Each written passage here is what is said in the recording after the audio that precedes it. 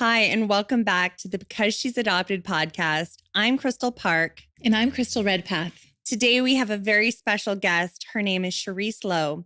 She is a trauma therapist and a clinical counselor.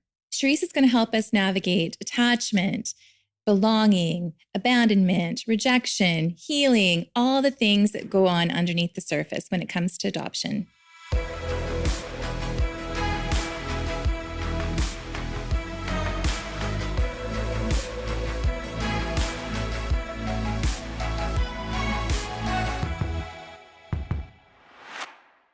Hello, Kristal. Hi, Kristal. Hi, Cherise. Hi, Kristal with a K and Kristal with a C.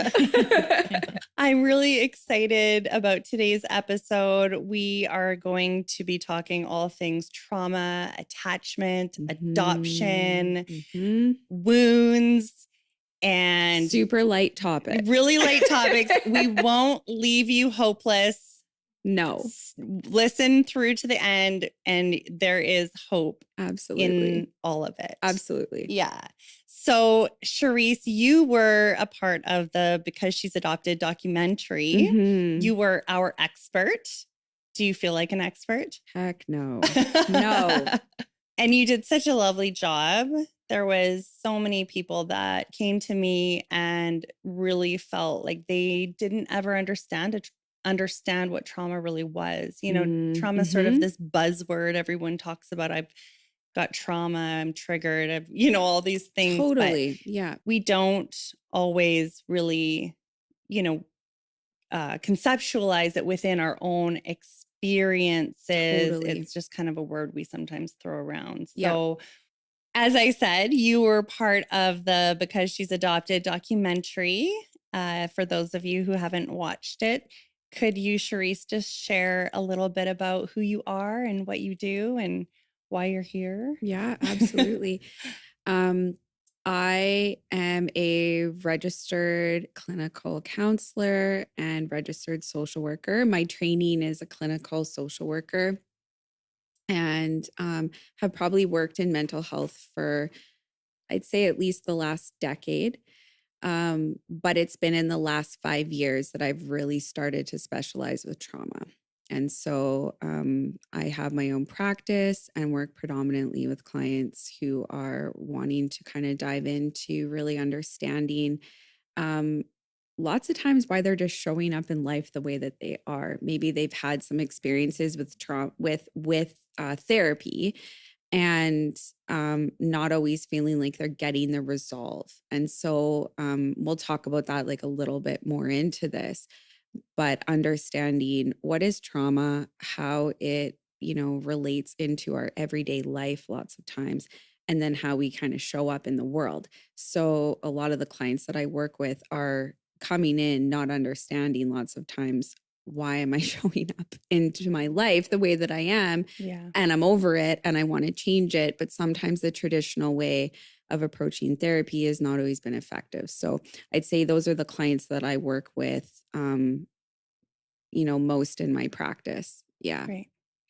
Can you just tell us what your definition of trauma is?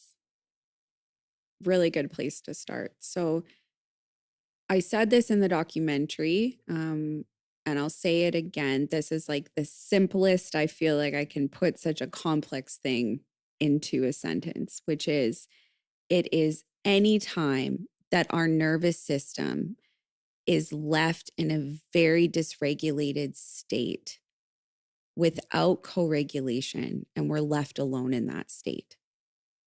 Okay. So maybe it would be helpful for us to even just talk about, when I'm even saying nervous system, like what do we mean, and what the different, how we can kind of shoot into those different survival states. So really within trauma, what I'm looking at when I'm working with clients is I'm looking at what we call within the trauma world their window of tolerance. So that is basically this, we all have it within our bodies, which is how quickly do I go into a fight or flight stage, or how quickly I go into almost a shut off stage. Okay. And so that window of tolerance, depending on how much co-regulation really and self-regulation we have, will depend how quickly we move into those two states. Okay. So when I'm talking about these two states, the more escalated one being our sympathetic nervous system. So we've all heard this, right? Our fight or flight. And basically that really elevated state. If I were to be speaking in kind of mental health terms, that's where anxiety lives. That's where panic lives. But then we also have the opposite extreme within our nervous system, which is what has to come in to calm us down, right? What has to come in to bring that system down? It's too exhausting for our system to stay in that really escalated state. So we need a counterbalance, which is our parasympathetic. That's the one that will come in to calm. But lots of times for clients, what I notice within really big traumas is that is also the nervous system that comes in and takes them into that state of numb. It's what they have to go into basically to survive, which is I just don't feel. So would that be described as like disassociation, like yeah, dissociation, totally. Yeah. How do you say the word again? Dissociation. Yeah. And that there's nothing that I want to pathologize about that state. Those states are there to keep us safe. Your brain is only doing its job of saying, how do I keep this person safe? Right. So when we're looking at trauma, we're looking at what are those events that come into our lives that kind of clog up, if you will, that window of tolerance. So when I have clients coming to me with a lot of traumas, and we'll talk about that next, kind of what are those different types of traumas, right? You can imagine that their ability to regulate is going to be impacted quite a bit, right? Compared to somebody that hasn't had that level of trauma, right? And who has more self-regulation and who also has had co-regulation throughout their life, right? So it's a skill building, but it's also us going in and actually holding space for the trauma itself, which is how many moments they really were left alone in that dysregulated state. And they had the option to either escalate or shut down. It's not about the trauma itself. Not at all. And there's pieces around the trauma that impact. So co-regulation and being left alone. Yeah. How do you define co-regulation? What do you mean by that? Yeah. Let's talk about another really important piece maybe in this that I can't explain co-regulation without explaining attachment. So let's do that first, if that's okay. Yeah. When I'm talking about attachment, what I'm talking about is the blueprint that every single one of us gets that teaches us how to do relationship. And attachment is an evolutionary, basically, part that came into us that teaches us what are the parts of me that that help me to stay close to a caregiver, and what are maybe the parts of me that I have to turn off because that keeps me far away from a caregiver, right? So as babies, we are so dependent on someone else, right? And so we have to learn what are the parts of myself that gets me right from infancy all the way up through childhood. What we're developing and what we're learning is what are the parts of me that I can show? What are the parts of me I have to hide based on the responses that I'm getting from the people around me? What will create for a baby, let's just go for an infant, a secure attachment is a caregiver that is giving them predictable and consistent care, right? And meeting their needs consistently. So the baby cries, caregiver responds. And what that's teaching the baby is safety, right? If we want to come back to like what is trauma, it's we're left alone in certain things and we really don't feel safe, which is why our brains are going, how do I keep you safe, right? So if we link this now with attachment, what that biological interaction that's happening inside the child is going, what is feeling safe to me? That's basically what's happening. So, Chrystal, you talked about in the documentary, let's just like bring that piece in, how there were 10 days, right? I think where you were Yeah, 5 days. 5 days in 5 the days. hospital Yeah, yeah. left, right? Mhm, And mhm. so we're never going to know exactly what that looked like. But what we could definitely assume, right, was there predictability? Was there co-regulation for you in that time? I would assume no. Yeah, I I would would assume I would no. too. Yeah. I would too. And so what I would assume is that your nervous system was left probably in a pretty escalated state, Mhm. right? And someone kind of may hear that and think, well, 5 days old, like how can the body remember? But it does. And I think what's really unique about adoption within the context of attachment and trauma is you have to realize that that nervous system from day one started with trauma, Yeah. right? I remember you saying, at one point in the film that you just don't think it's like natural for the person who's carried the baby to then be cut off from the baby, right? Yes. And that is, I think, what we're talking about here in terms of co-regulation. You think of that for that child, they've been carried for 9 months under this heartbeat, under this voice. And now all of a sudden, what felt safe to them isn't there. And what was familiar to them isn't 100% there. isn't there. Yeah. And so that, I think, is the piece that is so incredibly unique to adoption. Yeah. Right? That really, even if there is secure attachment built after that with adoptive parents, or I'm not trying to overshadow that, what people need to see is that, Yeah. right? That's where that is the part that no matter which way you slice it, that's there. It's interesting Yeah. because my mom said when they brought me home, I would sleep nonstop. Like I would sleep for 12, 13, 14 hours and she would have to wake me up to feed me and change me.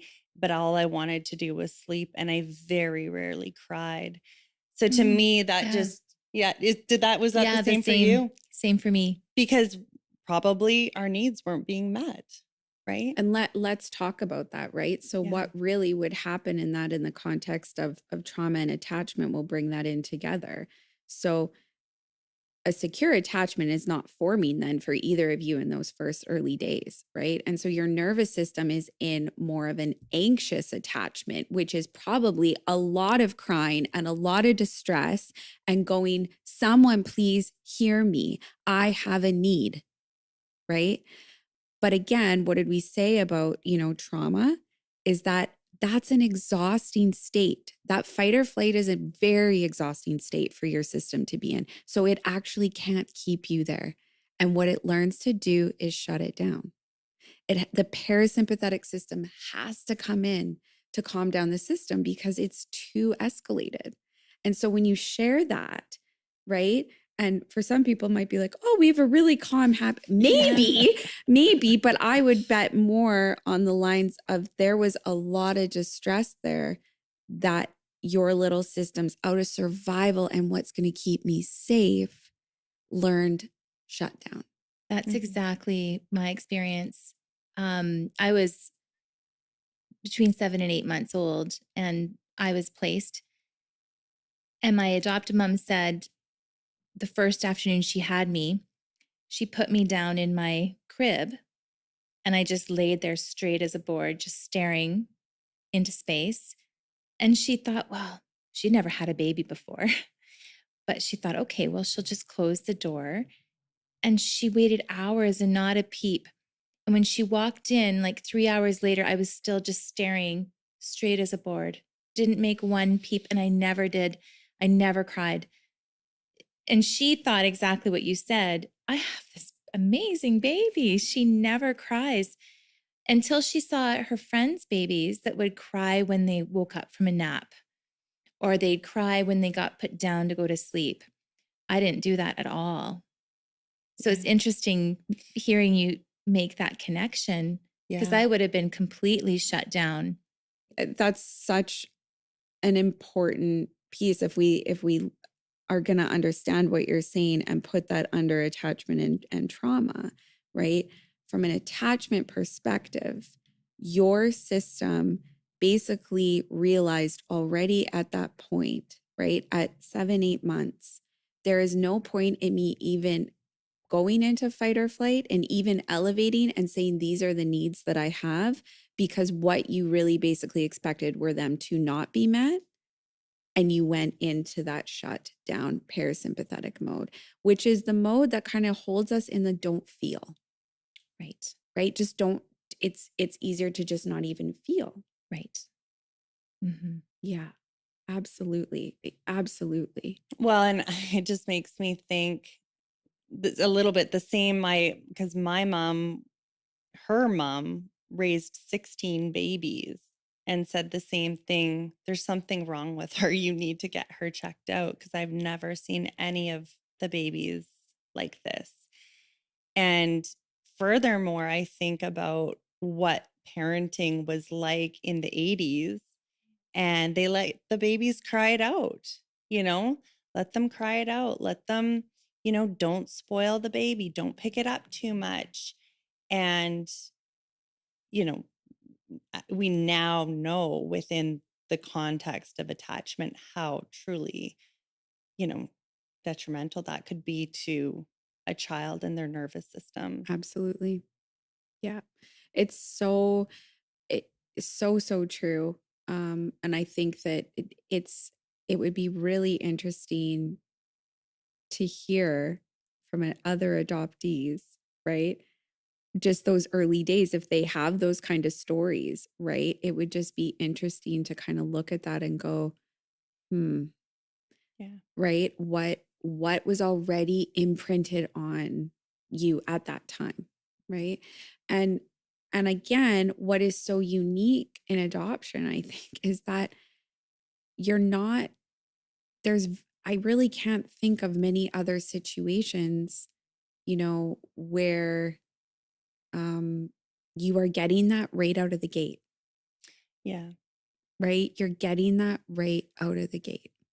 So I think that, what can definitely happen. So like those are some pretty big traumas. I think it's also important we talk about some of within the trauma world, we kind of talk about what are big T traumas and then what are little T traumas. So I think it's important to distinguish that. Um, no matter how you slice it, being that cut off from biological mom is a big T trauma. That is a big T trauma. Now, let's say that you go right into like minutes into a adoptive family, right? A baby goes into an adoptive family and they do have an attuned caregiver that is meeting the needs and being able to respond to the child. And they are able to kind of create for them that predictability and safety. So it's not to say that there can't be that security created. I'm not saying that at all. But when we're talking about little T traumas, um, let's go a little bit later down the road for that child. So they have like, let's say that secure base. But now they're like 5 or 6 years old and they're starting to maybe ask questions about their biological family, let's say, for Yeah. example. And what if that is completely brushed off by the adoptive family? What if that, or them being able to even have the permission to say, I feel sad, or I wish that I would know, or being able to have some of those deeper conversations, right? How is that handled? If there is not a sacred space held for those, which I think is what, the feedback that I've heard from both of you and a lot of the time, right, is it's very brushed over. That is going to also cause a trauma within that child, which is this feeling again of being alone in that distressing emotion. They're alone in feeling like I don't belong. They're alone in feeling confused. They're alone in, and they're, all of this is just swirling inside them, but no one can see it. And so the nervous system, again, has one or two choices, which is keep the anxiety going, which it often does, right? But how long can it do that for? It's going to also find ways to numb and to cope, right? Kristal, were Yeah. you a anxious child? Severely insecure Yeah. to the point that I had trouble talking to people I didn't know. I felt very uncomfortable in groups. I really attached to a specific friend that was a little older than me, Sandra. She was kind of my rock. But outside of that, when I was little, I was very uncomfortable. All through school, super, super uncomfortable. Yeah. Yeah. What about you, Kristal? Yeah, I was too. Like I chewed my nails constantly, Me right? too. Did you? Oh, yeah. Yeah, like to bleeding and just yeah, I was incredibly anxious. I was Yeah. incredibly anxious. And when I would get dropped off at camp or dropped off at school or, you know, anything that required me to go by myself to do anything, it was really, really difficult. And there, we were actually talking, we were setting up for the podcast on Thursday. And I said to Crystal, I said, can you just come with me to get these drapes? I said, do you ever just not want to be alone? You just don't want to do things alone? She's like, all the time. Mhm. You know, so it's, yeah, that anxiety was always there for sure. As you're Yes. talking, I'm thinking about what a gaslighting experience it is as a child to Ugh. have all of these feelings going on inside of you and nobody recognized them. Yep. And I I was talking with an adoptive mother who through the process of doing the documentary, I talked to a lot of people in like for research and things like that. I really wanted like a well-rounded understanding of, you know, sort of the three angles of adoption. And she had adopted a child and he had come to her and said, "Who's my real mom?" And she said, "Well, I'm your real mom." And in my head, I'm like, you know damn well what that kid is asking. And you have just completely dismissed him. And he is asking a question that you can do so much better at giving the answer to than that. And I understand from the adoptive mother's perspective and from the adoptee's perspective, that is the real mother. Like I look at my parents, they are my parents. They are my real parents, my adoptive parents. But you know what he was asking. Biologically. Yeah. Yeah. You know who he was asking about and who he was asking for. And that was an opportunity. I don't know. It just irked me. And I think that's so valid, right? Because he is actually having such vulnerability. Mm-hmm. And I don't know if either of you could speak to that, just moments of vulnerability where you're maybe even just trying to express a snippet of what is going on inside here and it's not seen.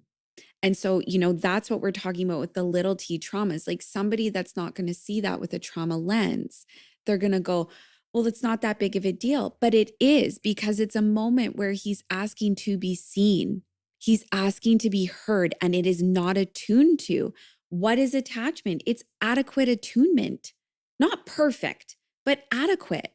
And if you're not seeing it at all, what is that kid left with? I'm alone. It is just confirming again what he's feeling, right? That's the trauma of it. Yeah. One thing that I faced a lot, and you could probably attest to that, was when I was a little girl, and I always knew my adoptive parents from day one tried to let me know in their way about my adoption. But many people in my life, including them, would say, "You are so lucky to be adopted. Your birth parents loved you so much that they gave you up. And it was a common, Yeah. I heard it all the time. So on one hand, okay, I'm trying to find gratitude as a little one and be thankful that they loved me so much that they gave me up, but it's also equally hard to comprehend because I always felt what is wrong with me that they gave me up. And that what played through my mind my entire childhood, like I would think in my head, what was wrong? It was always, what was wrong with me? What was wrong with me? But yet I should be happy about this. And what a blessing it is. And it is. It is. Like I Yes. could juggle both sides, but it never helped me as a little one at all. Yeah, it's this unintentional indoctrination, adoption indoctrination. That's the way that I look at it, because you are so used to these things being said over and over and over again to you. And I'm sure they were told to say these things, or it was just what adopted parents said. And when you really think about the confusing messages that some of those statements left us with, it no wonder everybody, not everybody, but no wonder a lot of adoptees, you know, start this journey of healing in their life, and all of a sudden their mind is blown and they get to experience and see the effects of those words, those statements, the dismissal, the not acknowledging that there was something going on. I had a thought the other day. My mom was always taking me to the doctor for things. Like she was almost that, like, what was that called? Like Munchausen by proxy, where you think that you have something wrong. But I wonder now if she knew that there was something going on with me emotionally, but she couldn't connect that it was emotional. And so she was trying to fix whatever it was, because she probably could sense that there was something wrong, but she was just not attuned to it. And so she was constantly taking me to the doctor to try and make sure to find out, like, tests, always tests all the time, specialists, driving to Vancouver for specialists. Like it was crazy.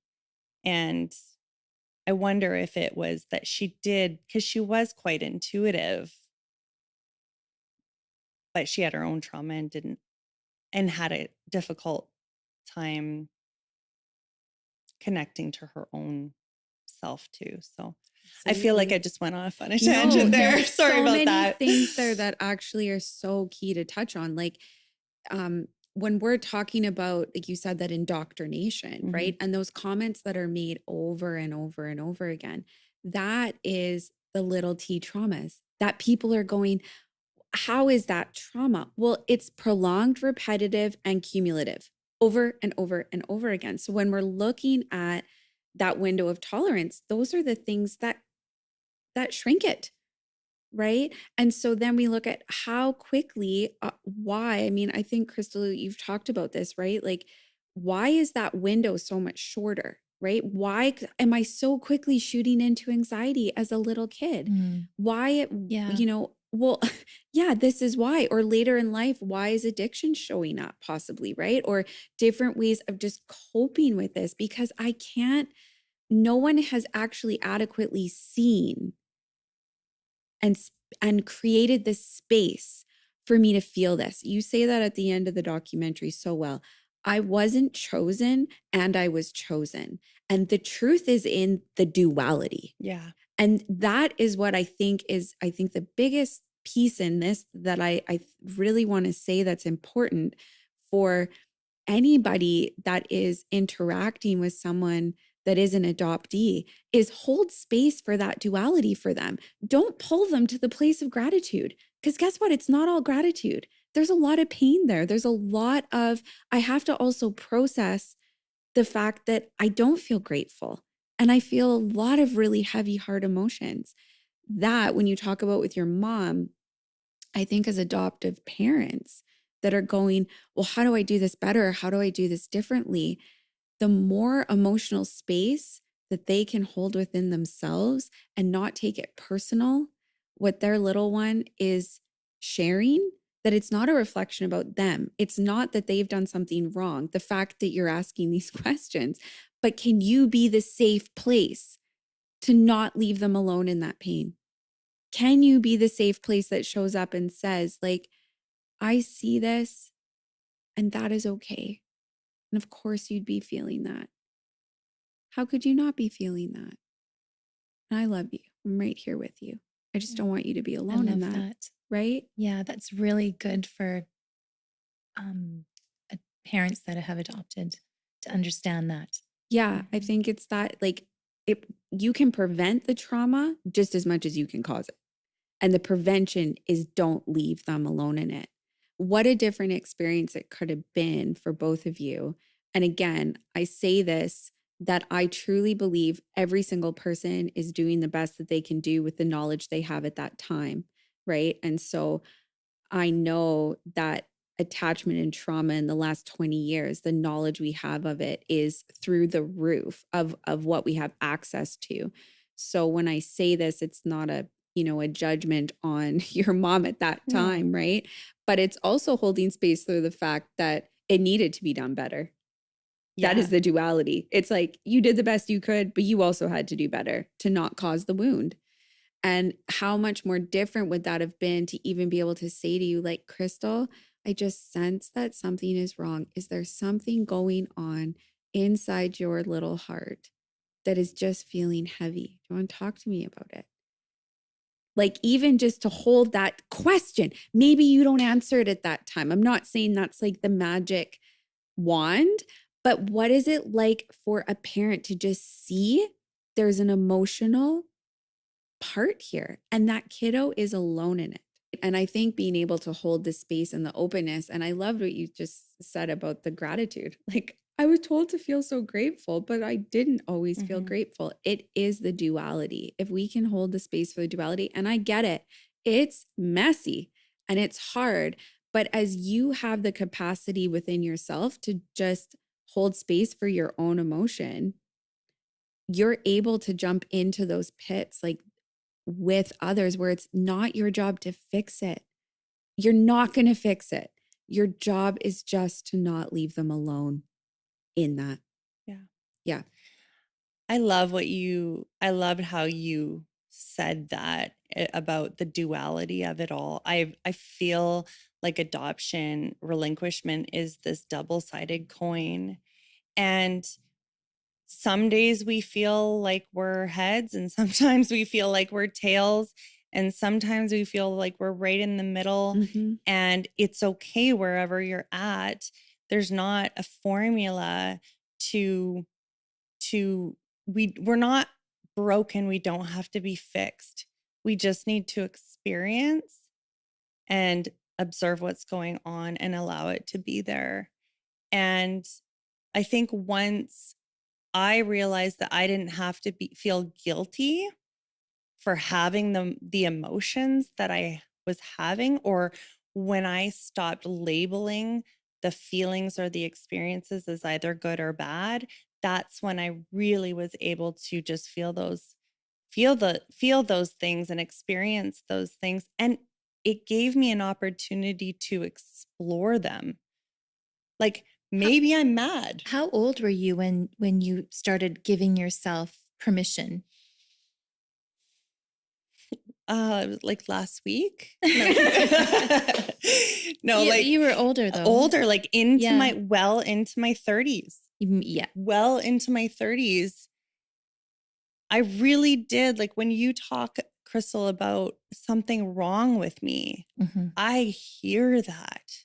Like, you just feel like different from everybody else. Yeah. And another layer to that is I always felt that I was an accident and not planned. And for whatever reason, that mattered to me because I'd see families that had I felt planned in my adoptive family, but I felt like just a huge mistake being created.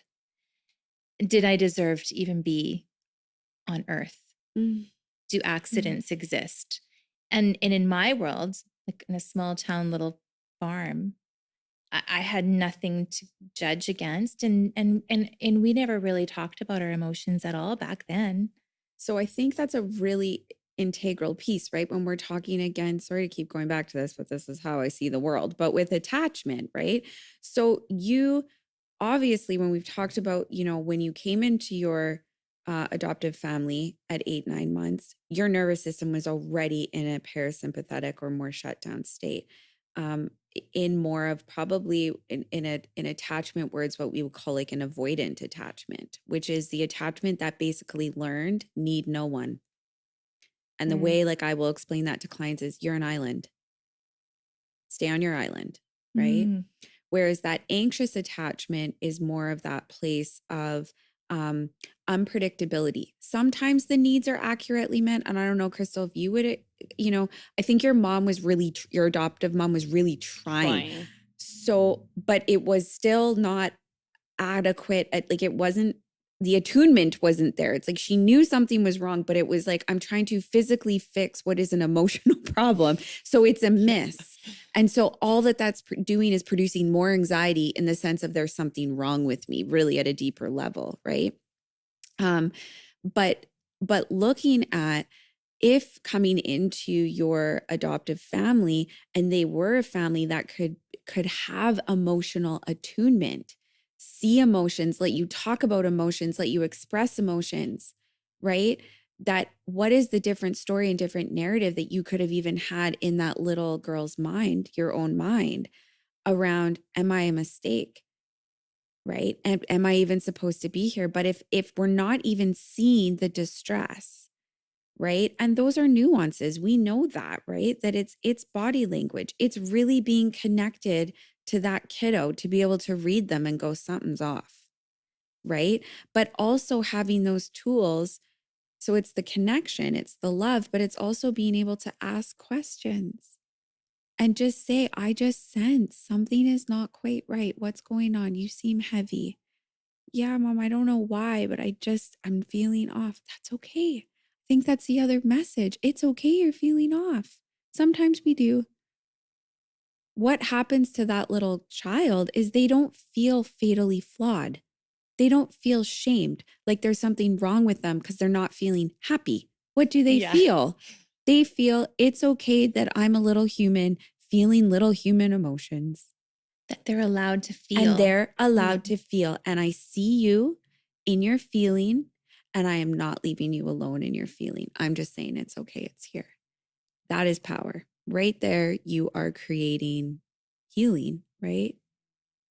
For me, I Yeah. wouldn't have known even how to ask for help back then No. at all. I don't feel like I learned how to really dig into my heart until I was in my 30s.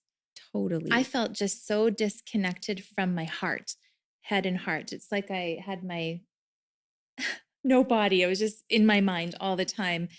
And until I learned I could actually feel and to trust myself and trust those feelings, that was a big aha moment for me. But I lived a very disconnected life.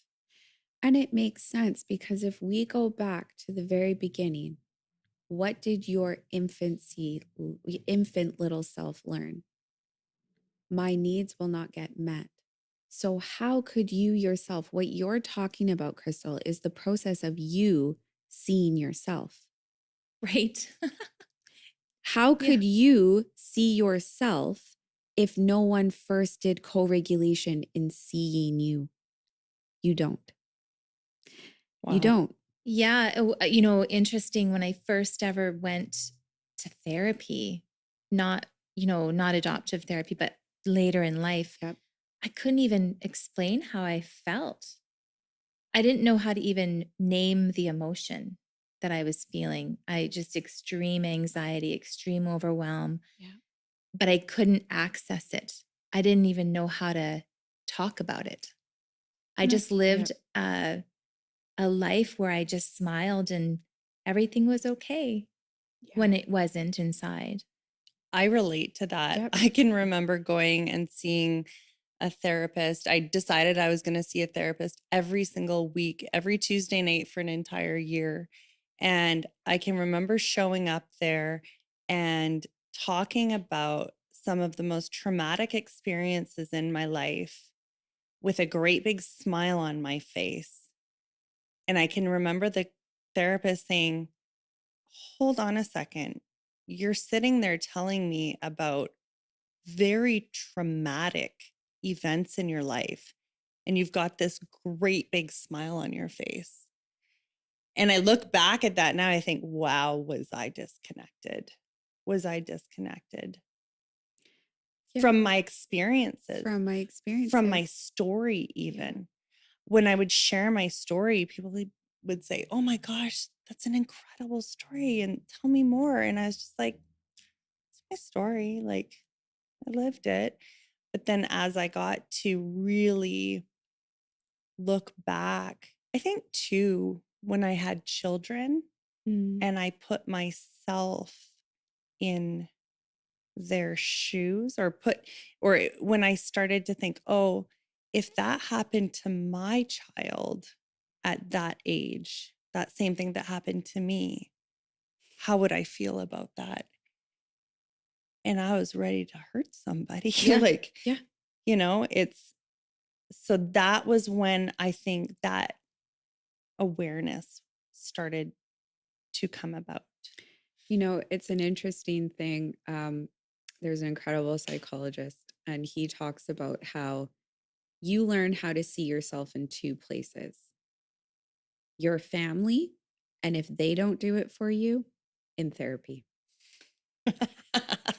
And it's so true because, and I think that even for people that may be listening to this that are not necessarily an adoptee or necessarily an adoptive, family or anything like that. But I think what we can all understand is attachment and trauma, and the concept that if we do not grow up in an environment that gives us permission to feel, and that again, what is attachment? It is me learning at a very young age by watching what is going on around me. What are the parts of me that I can express? Oh, keep a smile on my face and people please, right? You talk about that, Kristal.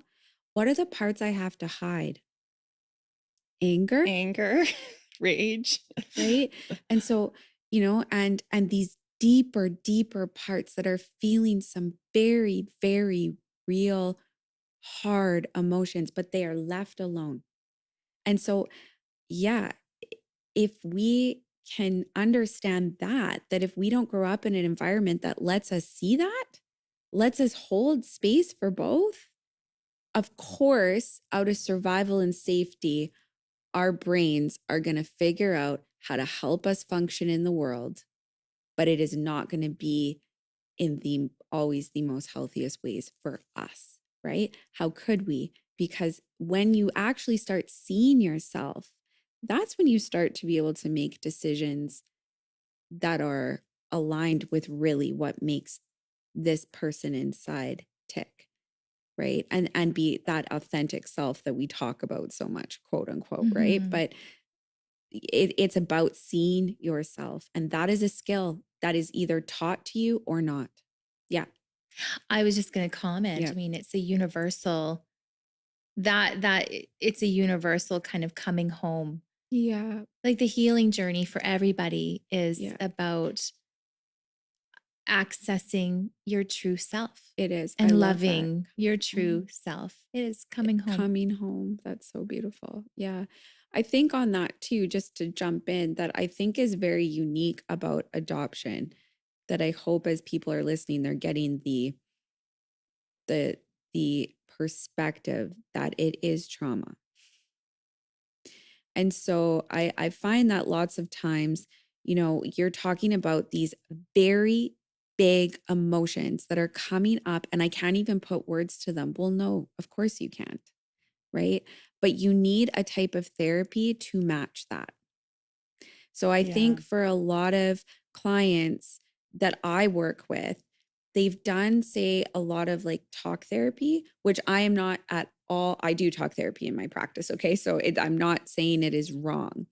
But when you need a type of therapy that is also trauma informed, attachment informed, and a therapist that is trained in helping to connect to the somatic experience. Because what both of you are talking about there, the depth of what you were feeling, but couldn't like put your fingers on or label, of course you can't.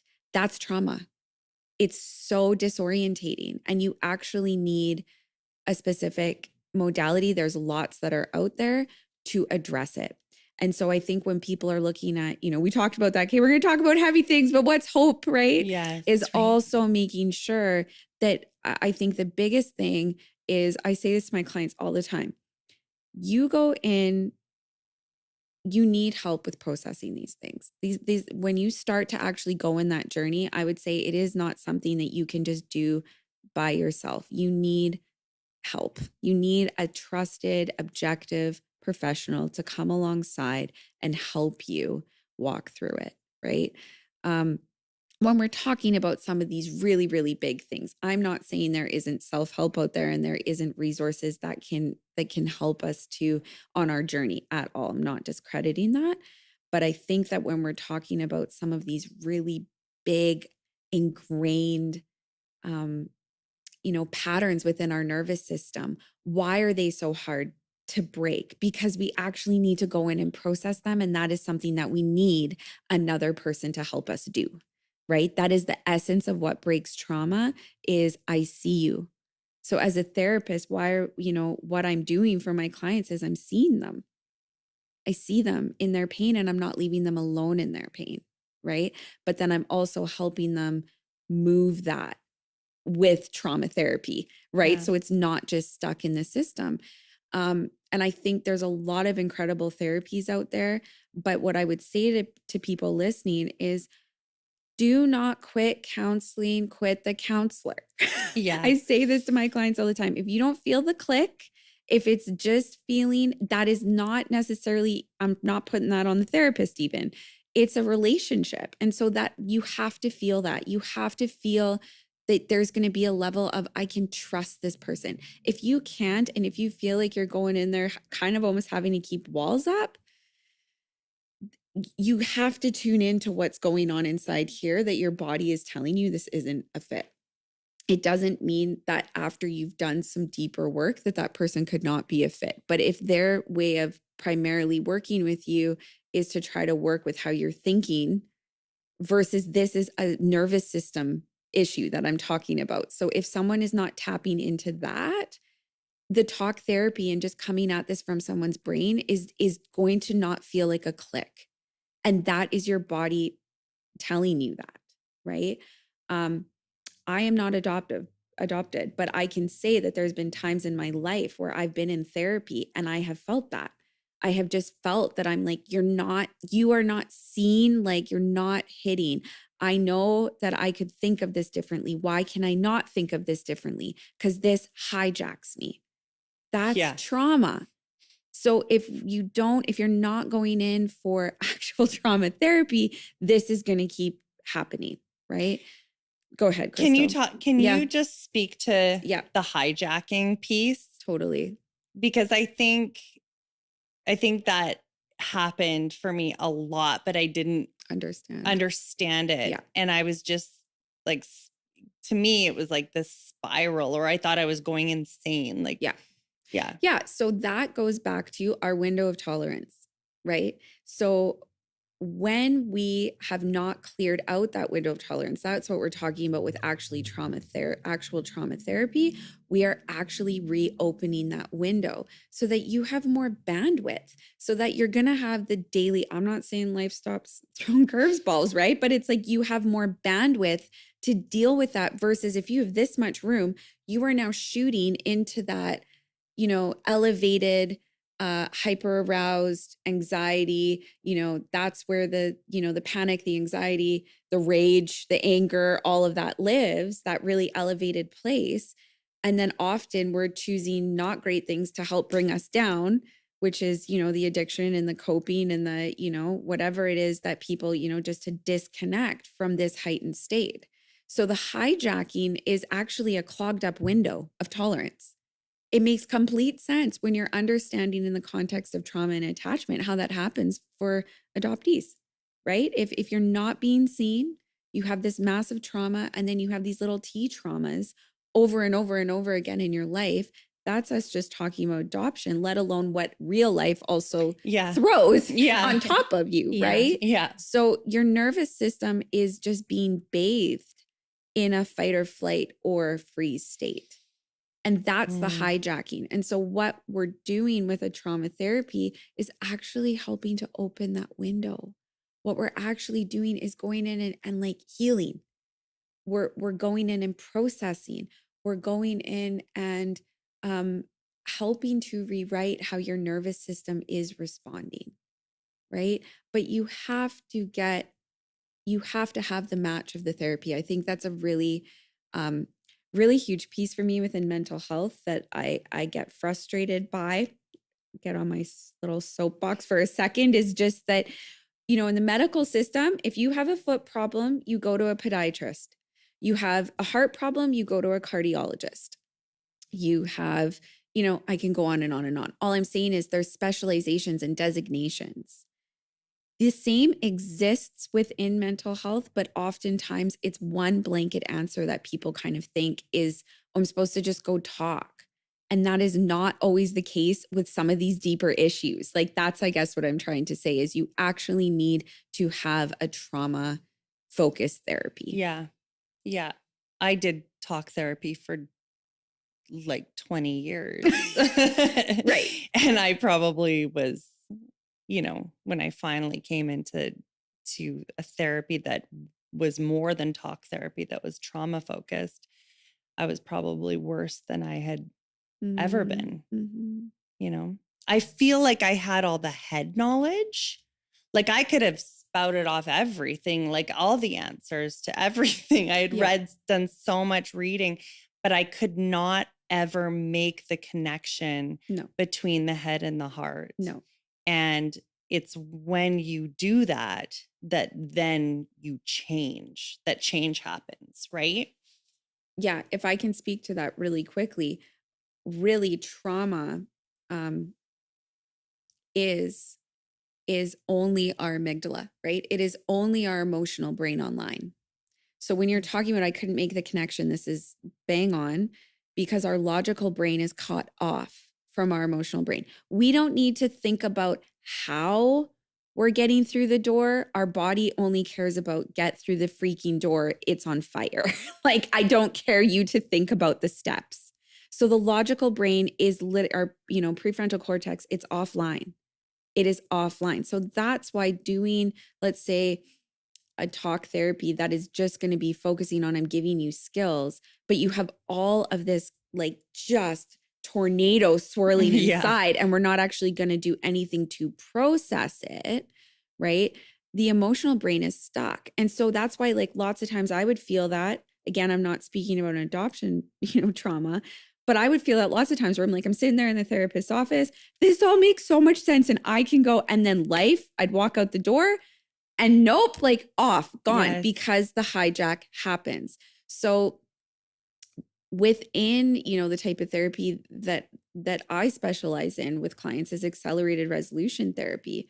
And what I'm doing in that session with them is I'm helping them to actually move trauma from their amygdala, connect with their prefrontal cortex, which is their problem-solving logical part of their brain, and actually create what we call integration. Like, that is the problem within trauma, is there wasn't integration, there wasn't processing. What is processing again is I'm not left alone in the distress. So again, when we talk about like prevention of this kind of stuff, don't be left alone in the emotional distress. They are not going to have trauma. Like, I'm just speaking to, say, like adoptive parents that are listening to this, right? Seeing the emotion that the kiddo is feeling and being able to hold that space for them. Yes, they are feeling this distress, but you have literally just rewrote how it's going to imprint on them because you provided processing for them, right? So trauma therapy, I just think it's really important that people are finding the right fit for where the problem is. I think there just has to be such a match between that I sometimes don't see happens for clients, and they come in, like you're saying, years and years into therapy and just going, I am still feeling the same. Yeah. That's a problem. Yes. Yeah. Yeah. Yeah. Can I ask you a question? Go ahead. Yeah. Can we talk about abandonment fear? I always, right? Yeah. I think I lived in a state for a long time where I feared people would just leave me, you know, throughout my Yeah. life. And then in certain situations, I would probably escalate them to a point where they just would leave me. And then I would be like, see, I knew they were going to leave anyway. Right. I guess like self-sabotage in Yeah. certain situations. Yeah. But having that fear of abandonment just running at all times. Totally. Yeah, I think that's a really interesting one, and obviously would stem back from your story.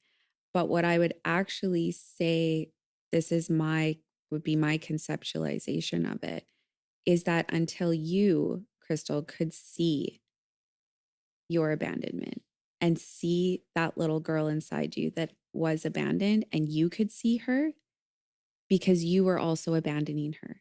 That's right. Does that make sense? That makes total And sense. so her fear of abandonment is the experience she's had. How can we fear something that we haven't experienced? In a way, she's felt it, but now she's doubly feeling it all the time until you see her. When we're talking about, like, this is really the depth of the work that I love getting to with clients. So thank you for asking that, which is within attachment, we are always looking to somebody else to meet the need. We're going, who sees me? Where, this is what I need. This is what I need. I'm anxious. Help me, help me, help me, help me. Okay, the people in our life suck. And guess what? They're not perfect, and they're never going to accurately meet our needs all the time. So then what often happens is we turn to substance, or we turn to ways of, binge eating or whatever it is, to just like numb and cope with how depressing it feels that we're constantly abandoned or we're constantly feeling alone. The depth of the work is actually in recognizing that the ultimate person of co-regulation is you. I love that. You are the ticket for all of these disconnected parts inside. They don't want to feel abandoned. They don't want to feel alone. And when you show up and see them, and guess what? Don't fix them and just say, oh, hey, like, for example, 15-year-old angry teenager that lives inside me, right? That part. I see you and I know you're angry, and that's okay. And I'm just going to hold space for that. Oh, hey, baby girl that is feeling this abandonment. I see you. I will never leave you. I see you. Like, when we can do that kind of co-regulation for ourselves, that is secure. That is the place where you operate in this world that no one can really shake, because it doesn't it's not coming from outside ourselves. Does that make sense? Yeah. 100% makes sense. Yeah. It's just a beautiful way that you described it. Yeah. And that to me is the essence of self-regulation. And I kind of don't believe in total like self-regulation. To me, self-regulation is co-regulation. Right? Go ahead. So when you're talking about abandoning yourself, for people who haven't done inner child work, what does that look like? People pleasing, putting other people ahead of yourself. Like, Totally. do you mean like that, or not setting boundaries? Other All of people. that. Can you just maybe explain it a little bit for people who've never done that sort of inner No, that's child fair, work? because I'm talking about some pretty deep things there, right? I think when we're talking about abandoning self, it's happening when we can't see ourselves. So if we're like you're talking about, just walking through the world, just completely disconnected, we're here, but we're not living in here. We are in that state. There's abandoning ourselves, right? And it's it's, I wish I could give you like a linear process, an example of like, how do we move that? I don't know how we see that unless we are first seen and our pain is held by someone that is trusted and usually professionally trained, right? So, yeah, how that will show up for clients that I would see in their life, right? People pleasing is absolutely a big one. Not even necessarily being able to know their needs. That's a big one. Like, I don't even know what I need. You ask that question. I have no idea, right? Um, Addiction will come into that, right? It's just that place of I just need to numb. Like they're so disconnected from really what is under that it's just the way to cope, right? Um, Eating disorders, like really big piece of it. Panic attacks, sleep issues, like all of those are symptoms of things that are telling me there's something deeper going on in someone's system. How can they know that they're abandoning themselves? By these symptoms that you're talking about? I think it's a pretty big light, Yeah. right? And I think it does require a bit of self-awareness. Like I can't totally say that, right? Like if you're not, it requires going, something doesn't feel right. Yeah. Something doesn't feel congruent. Like I'm, y- you know, having an awareness that they're maybe living in some of these either really heightened states or in these really disconnected states. So I'd say somebody that's probably in this disconnected state, they may even listen to me say that and be like, what are you even talking about? Yeah. Right? Yeah. Which is okay. That's okay. Right. But You're saying yeah, that if they're in these states, then they've already abandoned themselves. And part of not abandoning themselves, part of coming back to themselves is acknowledging what's actually going on. yeah, absolutely. Is that what you're saying? Yeah, Yeah. And they would absolutely. know. I mean, speaking for myself, I was just living in such severe discomfort. I knew that when I looked at other people in life, I was having 6 out of 7 bad days. Well, that's probably not a normal life. I was able to rationalize that. I didn't know why. Yeah. And that's why I sought out help Yeah. eventually. Yeah. But it took a lot of years just living in that space before I was brave enough to admit and seek help. Yeah. Yeah. I felt like life was just so hard. Yeah. Every day felt so hard. And I couldn't understand how people just, Could float through a little bit. yeah. Yeah. Yeah. Yeah. It doesn't feel that hard anymore. There are hard days. Yeah. Or hard moments. Yeah. But life itself doesn't feel like I'm dreading it and drudging through it. Yeah. Absolutely. All the time now. Absolutely. Yeah. I think a big piece is just awareness, what you're talking Yeah. about. Like, I don't think there's a formula I could give on it other than it's like, are you happy with how you're showing up in your life? Are you happy with how things are going in your life? And if there's this constant tornado ripping inside you, there's something deeper going on there, right? Or if you're finding that the only way that you're able to, what I think is the opposite extreme that, is really important to speak to too, is just that I don't feel the numb. So then what that also means is you don't feel the highs. You actually don't feel how good life can be, because what you've just really basically expected is keep it here, steady Eddie, don't feel anything, right? And that's, that's another piece to look at is are you okay with that?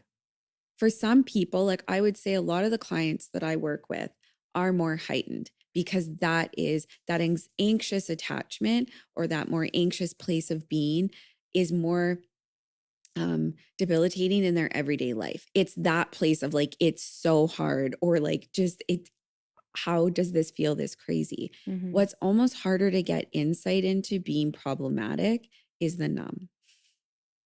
is that avoidant, is that island, because you kind of go, that's what I've learned. It's safe. It works for me.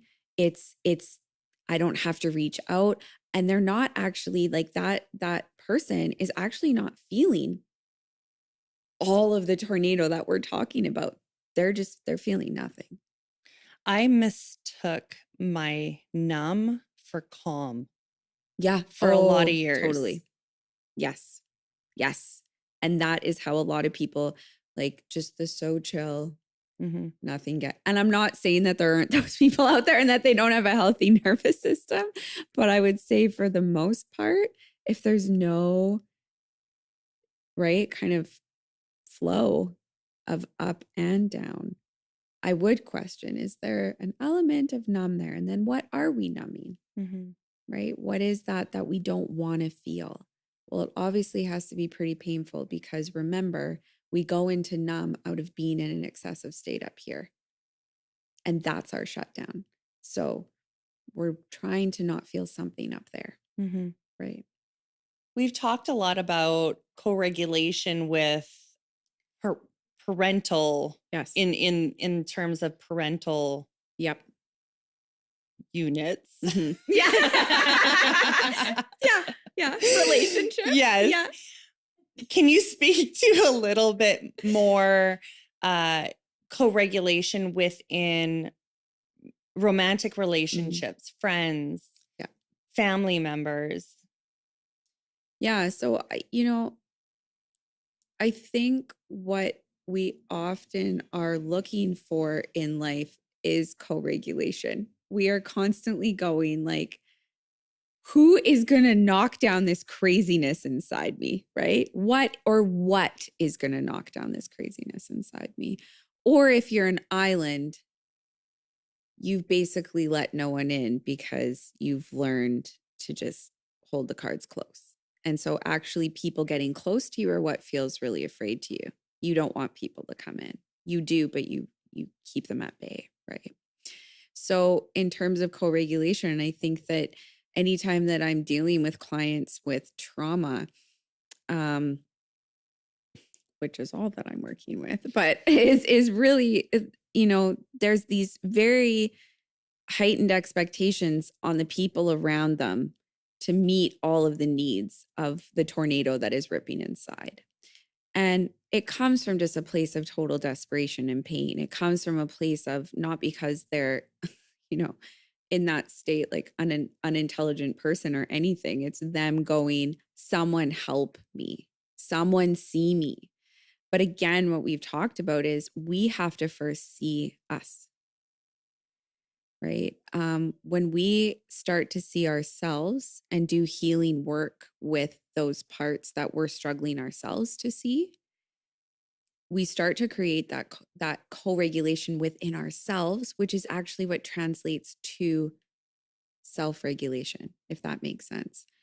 And the expectations of all the co-regulation, I'm not taking them off the hook. I'm not saying that we don't have boundaries around how friends show up, how our partners or spouses show up. We absolutely do, because we have needs and we need them to show up in a certain way. But we need to see ourselves first. And, lots of times that's where healthier relationships are stemmed, because we now know our needs. We now can advocate for what we need. And either that person is going to come up to the bar or they're not. And then we get the decision of the boundary. Do I want that relationship in my life or not? Right? So I think that oftentimes what happens with co-regulation is an expectation that it is all of these things outside of ourselves to somehow find the peace.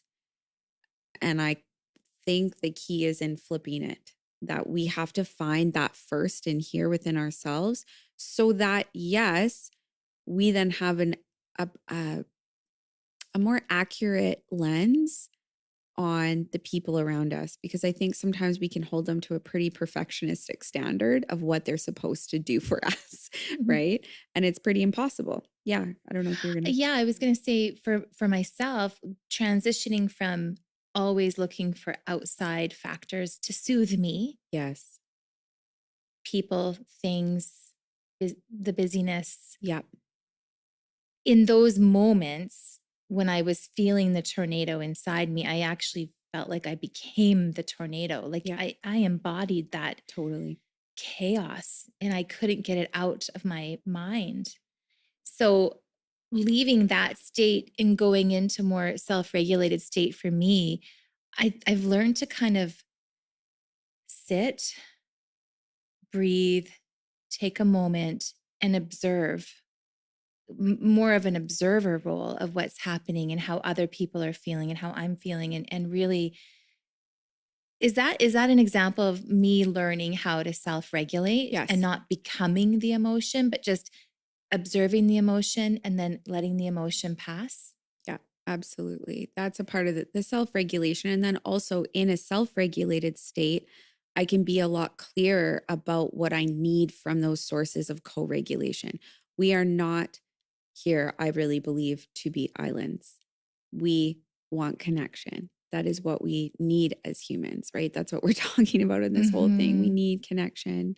And so, but I do think that sometimes when we're in really dysregulated states, we don't have a clear expectation or a balanced expectation on what that co-regulation should be, right? Well, and I think you expect or hope for perfection out of those people that you're trying to get co-regulation from. Because if they don't perform how you expect them to, then you're going to feel that, all of that stuff all over again. Absolutely. Kristal and I have talked about how we would become very like calling our spouses constantly. When are you coming home? When are you coming home? How far away are you now? Well, what are you doing? When are you coming home? And as you're talking about co-regulation, I'm thinking, oh my gosh, that's what that was. It was that safety. I was trying to gain that safety because I'm at home. Maybe I'm feeling overwhelmed or, because I'm raising 3 small children and I'm not feeling regulated. I'm feeling really dysregulated. And so I'm calling him and calling him Craving yes, that connection, yes, that constant connection to to feel feel safe. safe. And actually yes. Oh, totally. And not just actually literally needing that from them. Feeling like your survival depends Yes. upon it. Yes. Yeah. Because until that healing work happens of starting to see ourselves and take that part on ourselves and finding that self-regulation within, you literally do feel like I need this outside source to be the thing to calm me down because I don't have any other way to calm down if we have no Yeah. self-regulation, right? So it literally is, I do need you to show up in this way because I can't do this any differently until we learn how to do it differently. Go ahead. Yeah. Our poor husbands. How annoying. How annoying. They're probably like, I told you I'd be home at 5 like I am every day. It would have been tough. Yeah. Yeah. But makes so much sense now. Yeah. So much sense. So let's move on to the film, your experience in the film. For me, one of the greatest gifts for me in doing the documentary was being able to sit back and watch people have experiences while they were filming and doing their interviews and seeing their eyes be opened to relinquishment trauma in a different way. And I feel like that happened for you. And I don't know, can you just speak about that a little bit? And the reason why I think it's important we talk about it is because in all of the years that I went to therapy, it wasn't ever, suggested that maybe I needed to look at the relinquishment piece. Mm-hmm. So, Mm-hmm. yeah, Yeah, no, that's so I think that for me, what happened in that process of going through the documentary was realizing, I think sometimes when I work with clients, the way I guess I could give the metaphor is almost like a wheel. And so there are certain traumas that certain clients will bring to me that you can kind of see that like that is the epicenter for them of what everything else kind of spins off of. Um and I think that for me what happened through that process is adoption became the epicenter for me Mm. versus one of the pegs on the wheel. Does that make sense? I think for me, it was always looking at the different pegs on the wheel for my clients, but not everybody's story has an epicenter. Sometimes it's like, it's just a bunch of events, right? Or, whether those are big T or little t traumas, but there are certain traumas in this world that forever shape a person. And I think what happened for me is it just solidified that, like, okay, so if you're working with an adoptee, that sounds so obvious to say, right? And this is the piece that we talk about. We've talked about, Kristal, this sense of like gloss over, Mhm. right? And I think for me, that's just so shifted that you start there. Like that is the epicenter of what everything else makes sense from versus it being a trauma. I don't want to give the perception that like I didn't believe it was No, trauma no. or the pain that was there, that it's not like I held space for that. But I think that for me, it's just really shifted my perspective in working with clients that are adopted, that is the core. I think some adoptees are ready to look at it as a core and others will not be, Totally. and I think every story's different as well, but I think it is important for therapists to really see it for what Absolutely. it is and the impact that it has. Absolutely. There's always going to be things in my clients' lives that I will see as the epicenter that they may not, Yeah, right? yeah. But that's a part of my job as a therapist is to shine the light on it. Yeah. And for them, client led, of course, do they want to go there or not? But if I am not even holding the space that this is the epicenter, how can I do that? Does that Yeah. make sense? Like, Yeah. how can I, if I'm not really conceptualizing it in that way. So for me, it's just been like a really big shift in I wouldn't say necessarily how